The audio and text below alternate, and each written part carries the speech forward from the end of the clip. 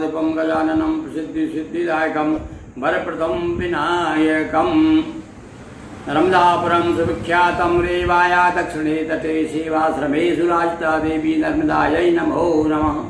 श्री सेवाश्रम नर्मदा मंदिरम की अधिष्ठात्री देवी भगवती नर्मदा के सानिध्य में उनकी कृपा से अनेक दिनों से हम आपको पुराणों की कथाएं सुना रहे हैं। अभी आपने इसके पहले विष्णु पुराण सुना, शिव पुराण सुना, देवी भागवत पुराण सुना, नर्मदा पुराण सुना, जो स्कंद पुराण का रेवा खंड है जो नर्मदा पुराण के नाम से प्रसिद्ध है, यह सब सुना। अब हम आपको आज भगवान गणेश की लीला के अंतर्गत ले चलते हैं।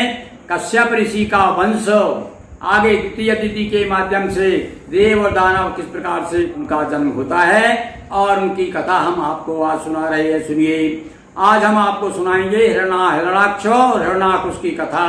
ये दोनों राक्षसों दिति और अदिति दो पत्नियां थी। तो ये दिति के पुत्र थे और अदिति के पुत्र थे आपके बाल गणेश की। तो हमने कथा बताई आपको, अदिति के पुत्र हैं और अदिति से ही देवता इंद्र वगैरह जो हैं सब इनका जन्म होता है। ब्रह्मा जी ने जब कश्यप जी से कहा कि जाइए भगवान गणेश की तपस्या कीजिए, जब उनकी कृपा होगी तब आप जो है समर्थ हो जाएंगे सृष्टि की रचना करने में। तो अनेक दिव्य वर्षों तक कश्यप जी ने गणेश जी की तपस्या की और मन चाहे वरदान प्राप्त किए। और उसके बाद उनकी 14 पत्नियां थी कश्यप ऋषि की।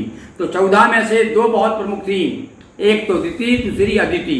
तो आज हम दिति के पुत्रों की कथा आपको सुना रहे हैं। सुनिए, प्राय हिरणाकुश की हिरणाक्ष और हिरण कश्यप की कथा तो आप सब विशेष रूप से जानते ही हैं, इसलिए हम इसमें ज्यादा आपको समय नहीं लेंगे। पर चूंकि उनके माध्यम से भगवान नारायण का स्मरण हो रहा है, इसलिए ये कथा बड़ी पुण्यदायी कथा है। सुनिए। तप कर श्री गणेश का कश्यप वर्ष 1000, मन चाहा वर प्राप्त करो कीन सृष्टि विस्तार। दिति अरुदित प्रमुख की पत्नी, दिति हुई 2 असुरों की जननी। एक बार दिति मन नहीं माना, कश्यप से मांगा रति दाना। संध्या समय बहुत था अनुचित, किंतु नहीं माना दिति का चित। संध्या को था गर्भाधाना, अतः तामसी हुई संताना। हिरणाकुश जाए, ऋषि कश्यप के पुत्र कहाए। धर्म विरोधी देव विरोधी, थे बलवान महावती क्रोधी। शिव के दोनों परम उपासक, नमः शिवाय मंत्र के साधक। वर्ष 1000 कठिन तप कीना, हो प्रसन्न शिव दर्शन दीना। शिव प्रति प्रकट कीने अनुरागा, दोनों मन वांछित वर पाया। सुर नर असुर मार ना पाए।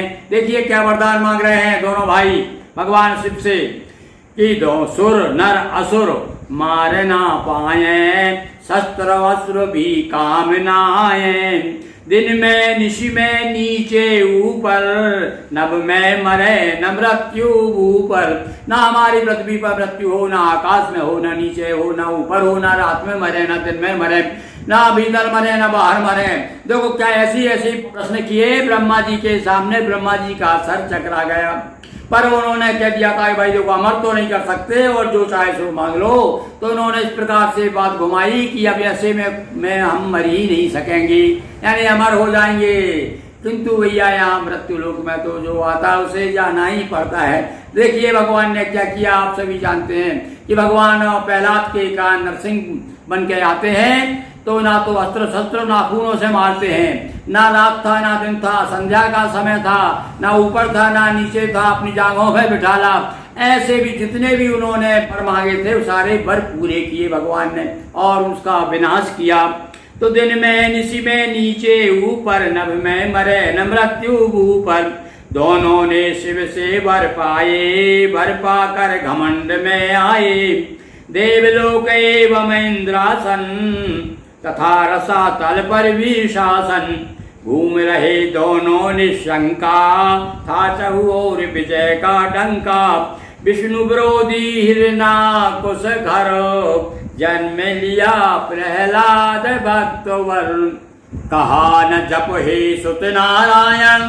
ये पैदा होते ही, क्योंकि नारद जी की शिक्षा थी इनको, इनकी माँ जब पेट में थे प्रहलाद जी, तब ये कदायु नाम था उनका, तो उसको जो है नारद जी ने शिक्षा दी, भगवान नारायण का नाम दिया। तो बचपन में ही यानी पेट से ही सीख गए थे नारायण कहना। तो जब पता चला कि मेरा लड़का तो बिगड़ गया, मेरा शत्रु विष्णु है, उसका नाम लेता है, तो नाना प्रकार से उनको ताड़ना देते हैं, यातना देते हैं, परेशान करते हैं। और उस समय सब दुख नहीं देखा जाता भगवान से, तब भगवान प्रकट होते हैं। वह कथा विशेष रूप से आप जानते हैं कि किस प्रकार से प्रहलाद को जब पहाड़ से गिराया गया, अग्नि में जलाया गया, खंबे से बांधा गया, तो कई तरह से समुद्र में फेंका गया, किंतु उसके बाद में भी प्रहलाद का बाल बांका नहीं हुआ। कहा न जप हे सुत नारायण, और करना कभी न हरि उच्चारण। और प्रहलाद भक्ति नहीं छोड़ी, सारी वृत्ति विष्णु प्रति मोड़ी। जब प्रहलाद न कहना माना, हुआ महाक्रोधित बलवाना। आज्ञा दी यह बाल सुधारो, और माने नहीं जान से मारो। अब देखिए एक बाप को स्थिति देखिए, एक बाप है पर अपने बेटे के प्रति क्या कह रहा है। यदि ये बात नहीं मानता है तो इसे खत्म कर दो, मार डालो, ये मेरे बैरी का नाम लेता है, ये मुझे पसंद नहीं है। बालक को बहुभांति सताया, चली न पर माया भी माया। पूरी माया, जितनी माया थी होलिका ने तो बताते और गोदी में बिठा के जलाने का प्रयास किया, इतनी माया भी लोग थे वो, किंतु उसकी फिर भी प्रहलाद का बाल बांका नहीं हुआ। अतिशय कष्ट भक्त का देखा, हरि प्रगटे रूप विशेषा। वर अनुरूप लिया अवतारा, जैसा वर मांगा था उसी के अनुरूप एक एक बात भगवान ने रखी ब्रह्मा जी की।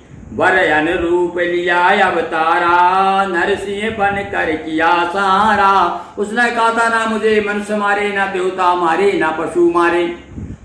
तो भगवान नरसिंह, आधा तो शरीर मनुष्य का और आधा मुंह जो है सिंह का। अब भला बताइए ऐसा जीव संसार में कहीं है? भगवान नरसिंह बने अपने भक्त के लिए, और हिरण्याक्ष इस प्रकार से भगवान ने नरसिंह बन करके और उसका संहार किया। हिरण्याक्ष पृथ्वी कर चोरी, ले पाताल गया बर जोरी। पृथ्वी लाए दाड़ पर, ले बराहे अवतार। और भैया उनका जो भाई हिरण्याक्ष था, पहले हिरण्याक्ष को मारा भगवान ने, उसके बाद हिरण्यकश्यप का नंबर आता है। तो इसने क्या किया था, पृथ्वी की छोड़ी, इतने बलवान, देखिए कितने बलवान होंगे, तो समझिए आप। पृथ्वी को ही लेकर के चुरा के लिए गया, पर रसातल में चला गया, तो भगवान को बाराह का रूप लेकर के आए भगवान, अपने दाल पर रख करके उसका संहार किया, उसको मारा और अपनी दाल पर पृथ्वी को ला करके रसातल से ला करके और स्थिर किया। तो पृथ्वी लाए दाढ़ पर, ले बाराहे अवतार। गूंजी दोनों रूप की, दोनों रूप कौन कौन से? नरसिंह भगवान का और बाराह भगवान का। बोलिए नरसिंह भगवान की जय, बाराह भगवान की जय, नर्मदा मैया की जय, उमापति महादेव की जय, गजानंद भगवान की जय। हर हर महादेव शंभो। दोस्तों वीडियो को लाइक शेयर करें, चैनल को सब्सक्राइब कर बेल आइकन पर क्लिक करें।